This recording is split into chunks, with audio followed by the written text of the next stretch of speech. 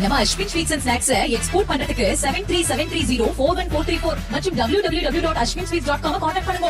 தமிழகத்தில் வடகிழக்கு பருவமழை தீவிரமடைந்து வரும் நிலையில் கனமழை காரணமாக பல்வேறு இடங்களில் மழைநீர் தேங்கி மக்களின் இயல்பு வாழ்க்கை பாதிக்கப்பட்டுள்ளது.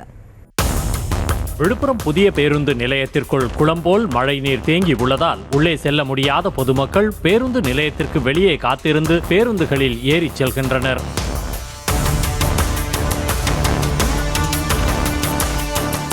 விழுப்புரம் புதிய பேருந்து நிலையம் எதிரே நரிக்குறவர் இன மக்கள் வசிக்கும் ஆசாக்குளம் பகுதியில் சூழ்ந்திருக்கும் மழைநீர் வீடுகளுக்குள் புகுந்ததில் வீட்டில் உள்ள பொருட்கள் தண்ணீரில் மிதக்கின்றன.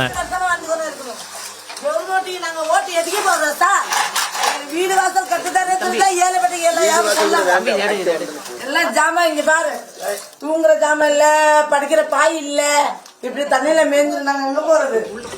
இரவு முழுவதும் பெய்த கனமழை காரணமாக கள்ளக்குறிச்சி மாவட்டம் உளுந்தூர்பேட்டை கெடிலம் ரங்கா நகரில் முழங்கால் அளவு மழை நீர் தேங்கியதால் குடியிருப்பு வாசிகள் வீட்டிலிருந்து வெளியே வர முடியாத நிலை உள்ளது.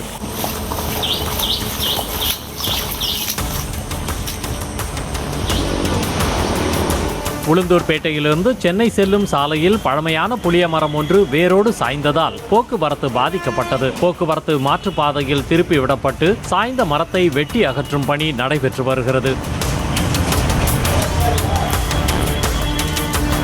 சென்னையின் புறநகர் பகுதியான கூடுவாஞ்சேரியில் நேற்று மாலை முதல் பெய்த கனமழை காரணமாக விஷ்ணுபிரியா நகரை மழைநீர் சூழ்ந்து வீடுகளுக்குள் புகுந்தது. நம்ம Ashwin sweets and snacks export பண்றதுக்கு 7373041434 மற்றும் www.ashwinsweets.com கான்டாக்ட் பண்ணுங்க.